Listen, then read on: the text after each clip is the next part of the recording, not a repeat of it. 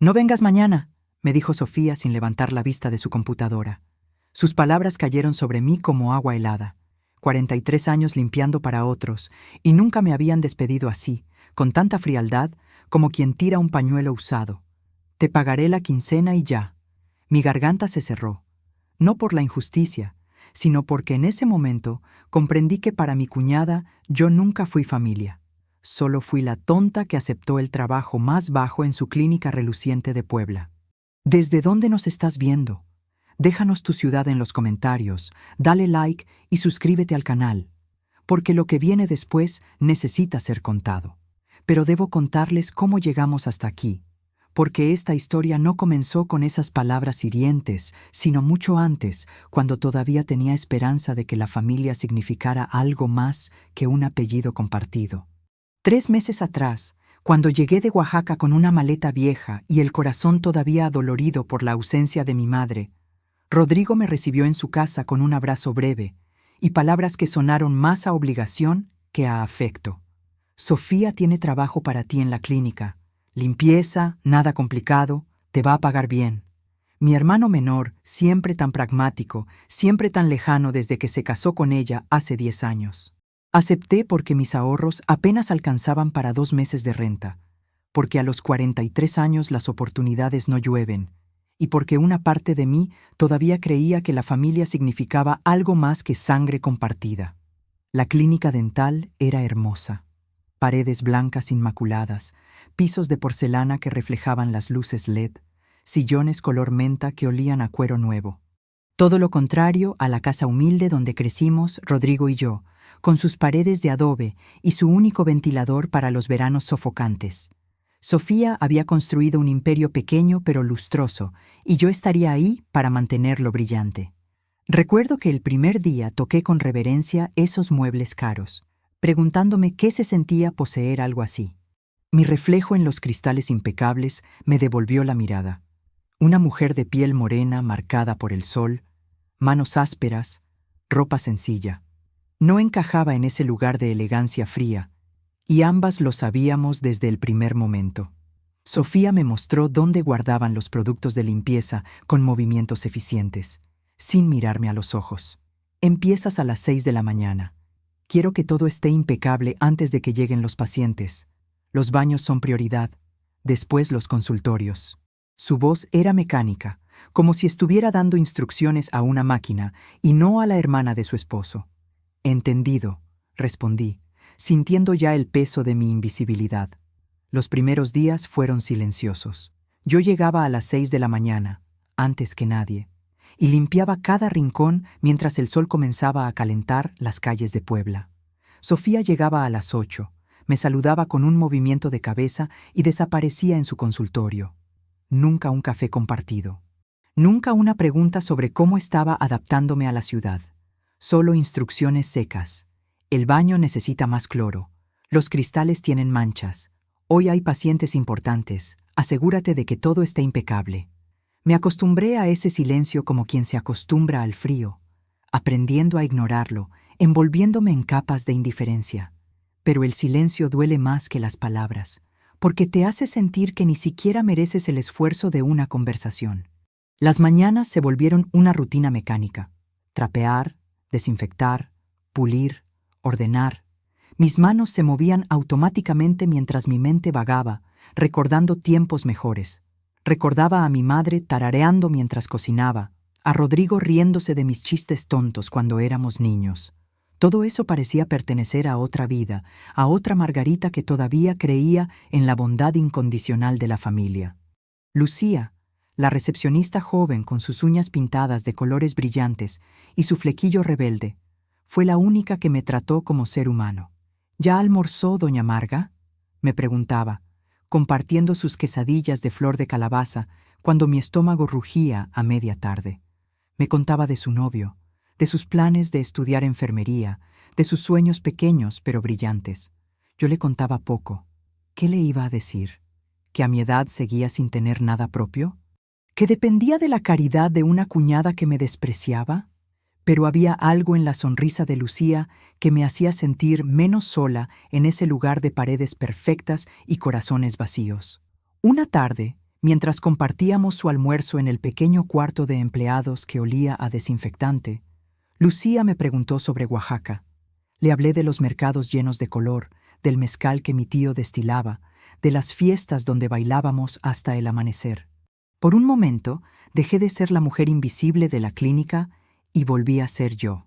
«Suena hermoso», dijo Lucía con los ojos brillantes. «¿Por qué se vino?»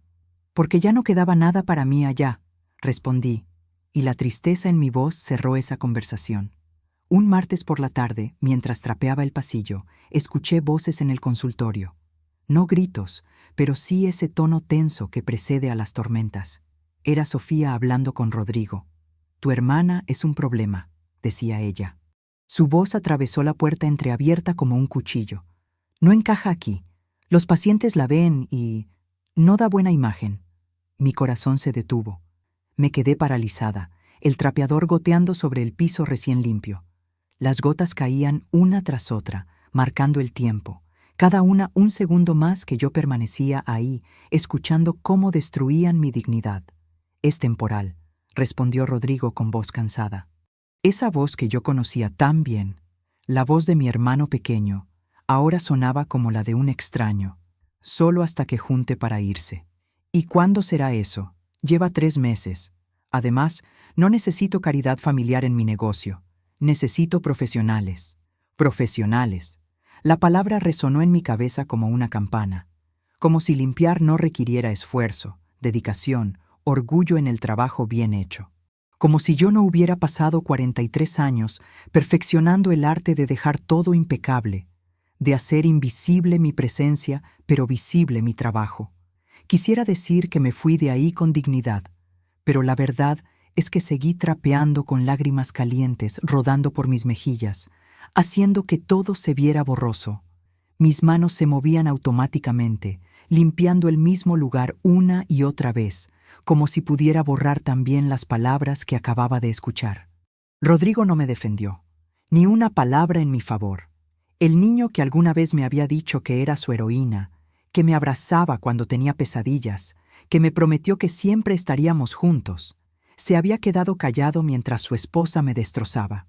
Esa noche, en mi cuarto rentado que compartía con 2 muchachas jóvenes que trabajaban en una maquiladora, me senté en el borde de mi cama y conté mis ahorros. 300 pesos. Eso era todo lo que me quedaba después de pagar renta, comida y el autobús. No alcanzaba ni para un boleto de regreso a Oaxaca. Los billetes arrugados en mis manos temblorosas me parecieron más pequeños de lo que eran, como si mi desesperación los hubiera encogido. Intenté hacer cálculos. ¿Cuánto necesitaba? ¿Cuánto tiempo más? ¿Cuántas humillaciones más podría soportar antes de quebrarme por completo? Ana y Lupita, mis compañeras de cuarto, llegaron cansadas de su turno en la fábrica. Me encontraron sentada en la oscuridad, todavía con el uniforme de limpieza puesto, los billetes en mi regazo. «¿Qué pasó, doña Marga?», preguntó Ana, encendiendo la luz. Su rostro joven mostró preocupación genuina. «Nada», mentí, guardando rápidamente el dinero. «Solo cansancio». Pero Lupita, más perspicaz que su amiga, se sentó a mi lado. Cuando uno cuenta su dinero en la oscuridad es porque las cosas están mal. No era una pregunta. Y entonces, por segunda vez en ese día terrible, las palabras salieron sin control. Les conté todo. La conversación que escuché, cómo me sentía, el miedo constante a quedarme sin nada. Las muchachas, que ganaban apenas un poco más que yo y vivían con las mismas incertidumbres, me abrazaron. «Usted es más fuerte de lo que cree», me dijo Ana. «No deje que esa gente la haga sentir menos». Sus palabras me dieron un calor pequeño en medio de la tormenta, pero no cambiaban mi realidad. Estaba atrapada, sin dinero para irme, sin fuerza para quedarme. Las semanas siguientes fueron un infierno silencioso. Yo seguía limpiando, pero ahora cada mirada de Sofía me quemaba. Cada vez que entraba a una habitación donde ella estaba, el aire se volvía pesado, irrespirable. Rodrigo dejó de visitarme por completo. Ni siquiera en las comidas familiares de domingo me invitaban ya. Me sentía como un fantasma, visible solo cuando había que barrer o trapear, invisible para todo lo demás. Y lo peor era que empezaba a creerme esa historia, a aceptar que quizás Sofía tenía razón, que yo no era suficiente, que mi único valor estaba en mis manos ásperas y mi capacidad para limpiar lo que otros ensuciaban. Una mañana, mientras limpiaba el consultorio principal, vi mi reflejo en el espejo grande que Sofía usaba para que los pacientes se vieran después de sus tratamientos. Me detuve, sorprendida de no reconocerme. Mis ojos estaban apagados, mis hombros caídos, mi rostro marcado por una tristeza que iba más allá del cansancio físico. «¿Quién eres?», me pregunté en voz baja a esa mujer del espejo. «¿Qué te pasó, Margarita?». La respuesta llegó en forma de rabia, una rabia limpia, clarificadora, que comenzó en mi estómago y se extendió por todo mi cuerpo como fuego. No iba a permitir que me borraran. No iba a desaparecer solo porque era conveniente para ellos. Lucía notó el cambio. «¿Está bien, doña Marga?», me preguntó una tarde, mientras yo restregaba con demasiada fuerza el lavabo del baño. «Se ve diferente, menos triste, pero más, no sé, más fuerte». Y entonces, sin poder contenerme más, todo salió. Le conté lo que había escuchado, cómo me sentía, el nudo permanente en mi garganta que no me dejaba dormir por las noches. Las palabras brotaron como agua de una represa rota, años de silencio rompiéndose en ese baño pequeño que olía a desinfectante. Lucía me abrazó, y en ese abrazo de una muchacha que tenía 20 años menos que yo, sentí más calidez familiar que en todos esos meses con mi propia sangre. Sus brazos delgados me rodearon con una fuerza que no sabía que necesitaba. «La doctora Sofía no es buena persona», me susurró Lucía cuando nos separamos. «Yo también he visto cosas. ¿Cómo trata a los pacientes que no pueden pagar completo? ¿Cómo les cobra de más a los de fuera? Y a mí me descuenta de mi sueldo por cualquier error pequeño. El mes pasado llegué 5 minutos tarde porque el camión se descompuso y me quitó medio día de pago». Sus palabras abrieron una puerta que yo no sabía que existía. Una puerta hacia la verdad que todos habían estado ocultando. No era solo yo. No estaba loca. Sofía realmente era así. Y yo no era la única que lo sufría. Durante los días siguientes, Lucía y yo nos convertimos en confidentes. Ella me contó más historias, cada una más perturbadora que la anterior. Se llamaba Petra, me contó Lucía una tarde. Su voz apenas un susurro mientras revisábamos que nadie nos escuchara. Trabajó aquí 2 años. Era buena en su trabajo, mejor que buena. Un día llegó 15 minutos tarde porque su hijo estaba enfermo con fiebre alta y la doctora la despidió en el acto. Le dijo que era poco profesional, que no podía confiar en ella. Petra lloró, le rogó que la dejara explicar, pero la doctora llamó a seguridad y la sacaron como si fuera una delincuente. Mi estómago se retorció. Yo conocía ese tipo de crueldad, la había visto en los ojos de Sofía dirigida hacia mí. «Y no es solo eso», continuó Lucía, sus ojos brillando con rabia contenida. «Hay una señora, doña Carmen, que viene cada mes. Es una maestra jubilada, muy humilde. Necesitaba un puente dental, y la doctora le dijo que costaría 10,000 pesos. Cuando doña Carmen volvió con el dinero que había juntado vendiendo sus cosas, la doctora le dijo que el precio había subido a 15,000 porque había complicaciones. La señora lloró, pero ¿qué podía hacer? Ya le habían sacado los dientes. Cada historia era una pieza de un rompecabezas horrible que mostraba quién era realmente Sofía. Una mujer que había construido su éxito sobre la explotación y el abuso de personas vulnerables. «¿Sabe qué es lo peor?», me dijo Lucía un viernes por la tarde, cuando la clínica estaba vacía y podíamos hablar con más libertad. «Que su hermano lo sabe. Todos lo saben. Pero nadie dice nada porque es familia, porque tiene dinero, porque es exitosa. La gente prefiere mirar hacia otro lado que enfrentar la verdad incómoda». Esas palabras se clavaron en mi pecho como astillas. Rodrigo sabía.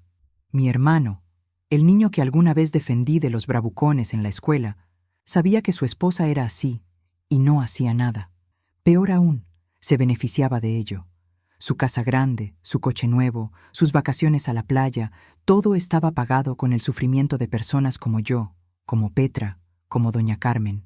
Fue entonces cuando tomé una decisión que llevaba semanas gestándose en mi interior como una semilla esperando el momento exacto para germinar. No iba a renunciar. No iba a darle ese gusto a Sofía. Si quería deshacerse de mí, tendría que despedirme formalmente, con liquidación, con todo lo que me correspondía por ley. Y si no lo hacía, yo buscaría ayuda. La decisión me dio una claridad extraña, como cuando después de días nublados finalmente sale el sol y todo se ve con nuevos colores. Dormí mejor esa noche que todas las anteriores juntas. Al día siguiente, llegué a la clínica a mi hora habitual. Limpié cada rincón con renovada energía, no como una obligación, sino como una declaración. Yo estaba ahí, existía, y no iba a desaparecer silenciosamente. A las 10 de la mañana, encontré a Sofía esperándome en la recepción. Su expresión era dura, calculada, como si hubiera estado ensayando este momento frente al espejo. «Margarita, tenemos que hablar». Su voz era firme, sin espacio para réplica. Me llevó a su oficina privada, ese lugar que yo limpiaba cada día pero donde nunca me había sentado. Los muebles eran de madera oscura, elegantes, costosos. En la pared colgaban sus diplomas enmarcados, recordatorios constantes de sus logros. Me señaló una silla frente a su escritorio impecable, como una reina concediendo audiencia a una súbdita. Me senté, la espalda recta, las manos tranquilas sobre mi regazo. Esperé.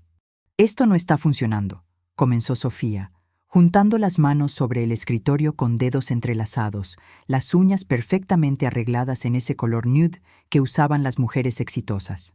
«Creo que es mejor que busques otro trabajo. Te voy a dar 2 semanas más para que encuentres algo». 2 semanas, como si fuera generosa, como si no acabara de arrancarme el piso bajo los pies con la misma indiferencia con la que uno tira basura. ¿Y mi liquidación? Las palabras salieron de mi boca antes de que pudiera pensarlas, claras y firmes. Sofía parpadeó, sorprendida. Supongo que esperaba que yo simplemente aceptara y me fuera, como Petra, como todas las demás que habían pasado por aquí. ¿Liquidación? Has estado aquí solo 3 meses. 3 meses y medio. Corregí, sintiendo cómo algo dentro de mí se endurecía como cemento fraguando. Y tengo derecho a liquidación proporcional. Lo revisé. Hablé con el sindicato de trabajadoras domésticas. Eso último era mentira. Todavía no había hablado con nadie, pero quería ver su reacción. Y vaya que reaccionó. Su rostro se transformó. La máscara de profesionalismo se resquebrajó como porcelana fina y vi lo que había debajo. Desprecio puro, sin filtros, sin disimulos. Era como ver a alguien quitarse una careta y revelar el monstruo que siempre estuvo ahí, esperando el momento de mostrarse. ¿Me estás amenazando? Su voz subió de tono, perdiendo esa calma artificial que siempre mantenía con los pacientes. ¿Tú? ¿A mí? No, respondí, sorprendida de lo firme que sonaba mi voz, como si viniera de otra persona más valiente que yo. Solo estoy pidiendo lo que me corresponde. Es mi derecho. Lo que siguió fue peor que cualquier grito. Sofía se levantó bruscamente, rodeó el escritorio y se plantó frente a mí. Su perfume caro invadió mi espacio, sofocante, demasiado dulce. «Escúchame bien, Margarita. Tú no eres nadie para exigirme nada. Aceptaste este trabajo por lástima, porque tu hermano me rogó que te ayudara. ¿Sabes cuánto tiempo pasó convenciéndome? ¿Sabes cuánto me costó aceptar tener aquí a alguien como tú?» Cada palabra era una bofetada, pero algo extraño sucedió.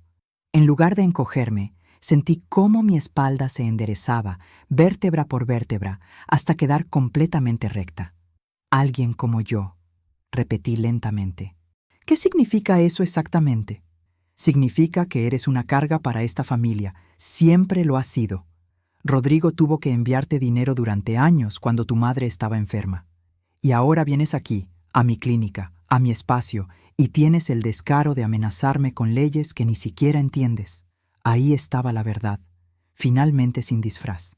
Yo era una molestia, un problema, algo que resolver lo más rápido posible. «Entonces págame lo que me debes y me iré», dije, levantándome de la silla para quedar frente a ella. Mi voz no tembló. «Dame mi liquidación completa, mis días de vacaciones proporcionales, y no volverás a verme, o hablamos con un abogado». Sofía rió. Una risa fría, metálica, que rebotó en las paredes de su oficina perfecta. ¿Un abogado? ¿Con qué dinero? Por favor, Margarita, no seas ridícula. Vete ahora mismo, no vengas mañana, y considera que esto es más de lo que mereces. Debería cobrarte por el tiempo que perdí en capacitarte. Mi corazón latía tan fuerte que podía escucharlo en mis oídos, pero me mantuve firme. Está bien. Si no quieres hacer esto por las buenas, lo haremos por las malas. Tengo testigos de cómo tratas a tus empleados. Lucía me contó de Petra, de doña Carmen, de todos los abusos que cometes aquí pensando que nadie va a hablar. El rostro de Sofía palideció, pero rápidamente se recompuso. ¿Lucía? Esa idiota apenas puede hacer su trabajo. Si le crees a ella sobre mí, eres más tonta de lo que pensé. Y si intentas cualquier cosa, me aseguraré de que nadie en Puebla te dé trabajo. Tengo contactos, Margarita. Tú no tienes nada. Tenía razón en algo. Yo no tenía nada. Pero en ese momento me di cuenta de que eso también significaba que no tenía nada que perder. Me levanté. Mis piernas temblaban, pero me sostuvieron. Caminé hacia la puerta con pasos medidos, sin correr, sin agachar la cabeza. Podía sentir su mirada clavada en mi espalda, esperando que me derrumbara, que suplicara, que me arrodillara. No lo hice. En la recepción, Lucía me esperaba con los ojos llenos de lágrimas. Había escuchado todo. Las paredes de esa clínica no eran tan gruesas como Sofía creía. Me abrazó fuerte, sus pequeñas manos aferrándose a mi espalda como si temiera que fuera a desaparecer. «Lo siento», susurró. «Lo siento mucho, doña Marga». «No tienes nada que sentir», le respondí, acariciando su cabello. «Gracias por decirme la verdad. Gracias por ser la única persona honesta en este lugar». Lucía se separó y rápidamente miró hacia la oficina de Sofía para asegurarse de que no pudiera vernos. Entonces metió la mano en su bolsillo y me deslizó algo, un papel doblado con un número de teléfono escrito con su letra redonda y juvenil. «Mi prima es abogada laboralista», susurró contra mi oído. «Se llama Elena. Ayuda gratis a mujeres trabajadoras que no pueden pagar. Llámala hoy mismo, doña Marga.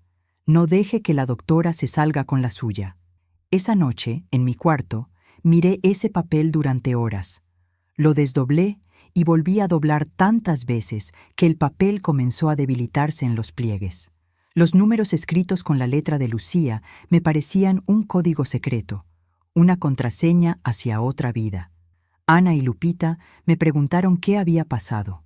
Les conté todo mientras compartíamos un té de manzanilla que Ana había preparado.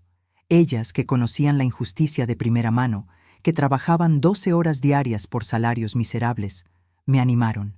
«Tiene que llamar», dijo Lupita con firmeza. «Si no es por usted, por todas las que vienen después, por todas las que no tienen voz». Pensé en mi madre, en cómo ella limpió casas toda su vida sin quejarse nunca, aceptando lo que le daban.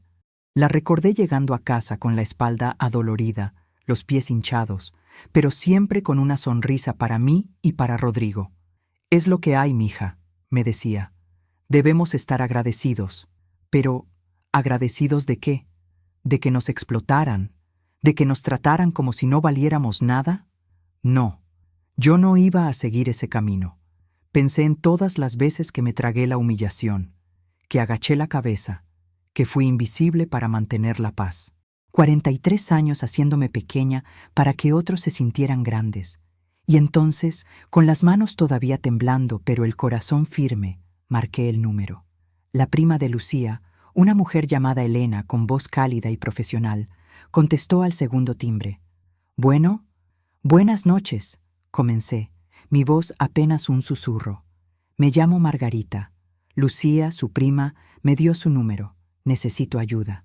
«Cuénteme», dijo Elena simplemente, y en esas 2 palabras había tanto: paciencia, experiencia, comprensión. Y entonces conté. Le conté todo.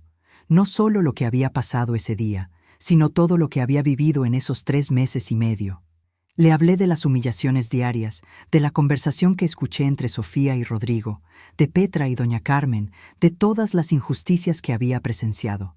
Elena escuchó sin interrumpirme. Cuando terminé, después de casi media hora de desahogo, ella habló con una voz que era firme pero amable. «Margarita, tienes un caso sólido, muy sólido. Lo que te ha hecho tu cuñada es abuso laboral, claro. pero necesito que entiendas algo muy importante antes de proceder. Esto va a romper tu relación con tu hermano definitivamente. No hay vuelta atrás. ¿Estás preparada para eso? La pregunta cayó sobre mí como una piedra. Cerré los ojos.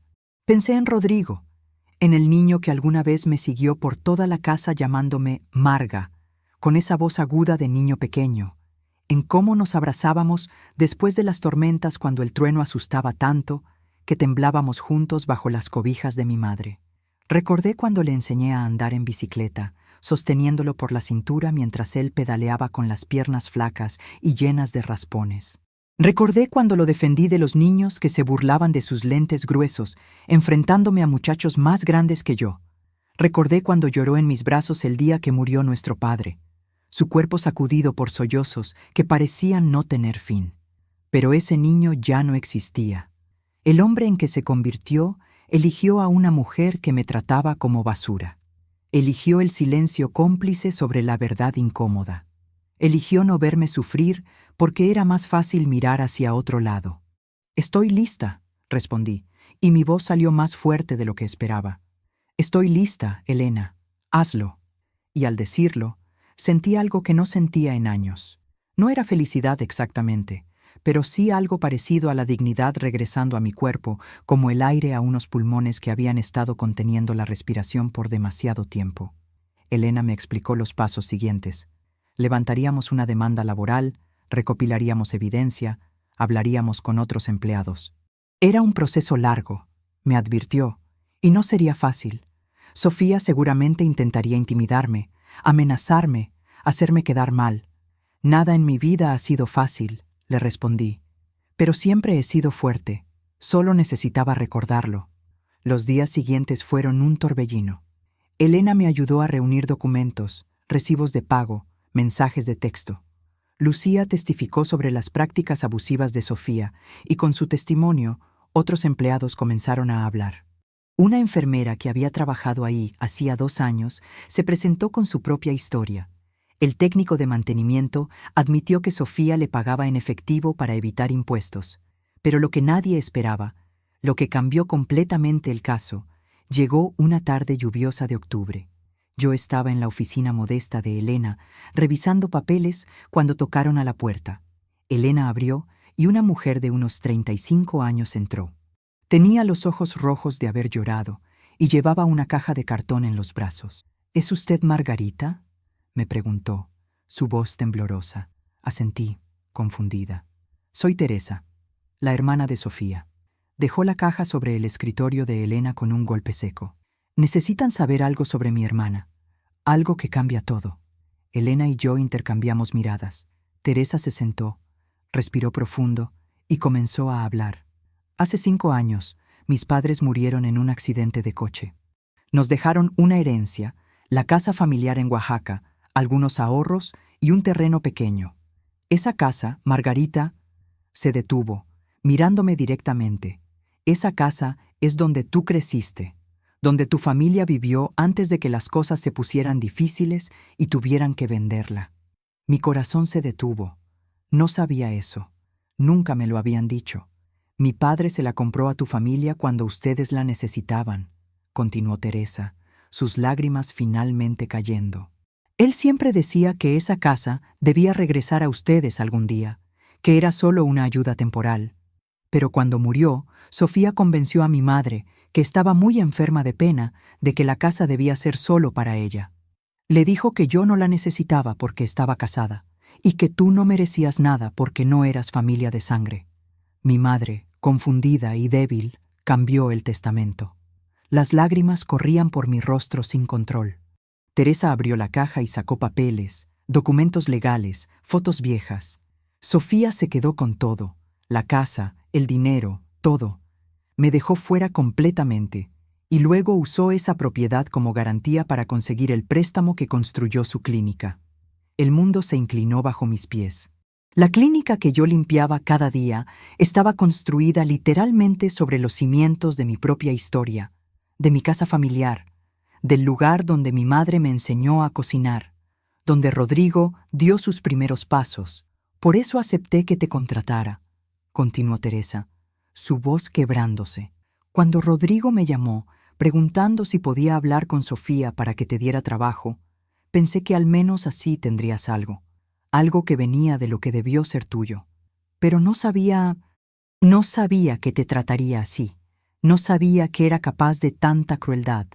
Elena, que había estado escuchando en silencio, tomó los documentos. Esto cambia todo, dijo, revisando papeles con ojos de experta.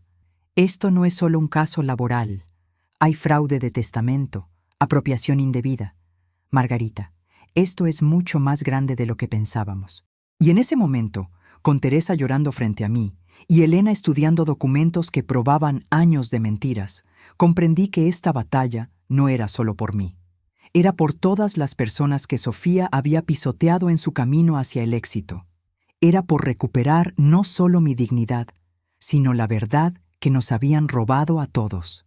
Los meses que siguieron fueron los más difíciles de mi vida, pero también los más liberadores. La demanda avanzó, y con ella, la verdad salió a la luz como agua limpia después de años de estar contenida. Sofía intentó negarlo todo. Contrató abogados caros que nos acusaron de difamación, de extorsión, de inventar historias, pero los documentos no mentían. El testamento original que Teresa encontró en los archivos de su padre mostraba la verdad. Las declaraciones de empleados anteriores crearon un patrón claro de abuso. Los registros financieros que Elena consiguió mediante orden judicial revelaron evasión fiscal y pagos irregulares. El proceso fue agotador. Hubo días en que quise rendirme, en que el peso de enfrentarme a mi propia familia me aplastaba. Rodrigo me llamó una vez, su voz cargada de rabia. ¿Cómo pudiste hacerle esto a Sofía? ¿A tu propia familia? Ella no es mi familia, respondí, más calmada de lo que me sentía. Y tú dejaste de serlo el día que elegiste su lado sobre la verdad. Rodrigo intentó decir algo más, pero corté la llamada. Días después, llegó una carta larga, llena de justificaciones y excusas, explicando que él no sabía todo, que Sofía lo había engañado también. La leí una vez y la guardé en un cajón. Quizás algún día podría perdonarlo, pero ese día estaba muy lejos todavía. La clínica tuvo que pagarme mi liquidación completa, más una compensación por maltrato laboral.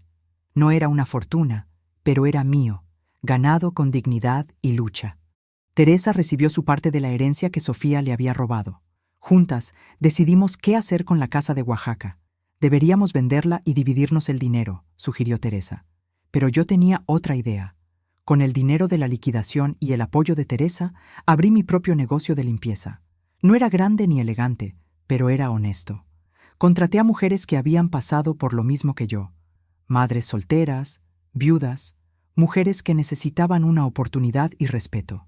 Les pagaba justamente, les daba días de descanso, las trataba como seres humanos. Lucía dejó la clínica de Sofía en cuanto pudo y vino a trabajar conmigo como administradora mientras estudiaba enfermería por las noches. Contratamos a Petra, la mujer que Sofía había despedido injustamente 2 años atrás. Juntas construimos algo basado en el respeto, no en el abuso. La casa de Oaxaca, después de mucha reflexión, Teresa y yo decidimos convertirla en un centro comunitario para mujeres trabajadoras. Un lugar donde pudieran recibir asesoría legal gratuita, apoyo emocional, capacitación laboral. Elena ofreció dar talleres mensuales sobre derechos laborales. Hoy, 1 año después de todo aquello, me siento en el pequeño escritorio de ese centro comunitario y miro por la ventana hacia las montañas de Oaxaca que me vieron crecer. Tengo 44 años. No soy rica. No tengo una clínica reluciente ni diplomas enmarcados en las paredes. Pero tengo algo que Sofía nunca tuvo con toda su educación y su éxito. Dignidad genuina, construida no sobre la humillación de otros, sino sobre mi propia fortaleza. Tengo una familia elegida, mujeres como Lucía y Teresa y Elena y Petra, que me recuerdan cada día que valer no depende de cuánto tienes, sino de cómo tratas a los demás. Y tengo paz. Esa paz que solo viene cuando finalmente dejas de hacerte pequeña para que otros se sientan grandes, cuando entiendes que tu valor no necesita la aprobación de quienes te lastimaron, porque al final, lo más revolucionario que puede hacer una mujer invisible no es volverse visible para otros, sino reconocer que siempre estuvo ahí, fuerte y completa, esperando el momento de recordar su propio poder.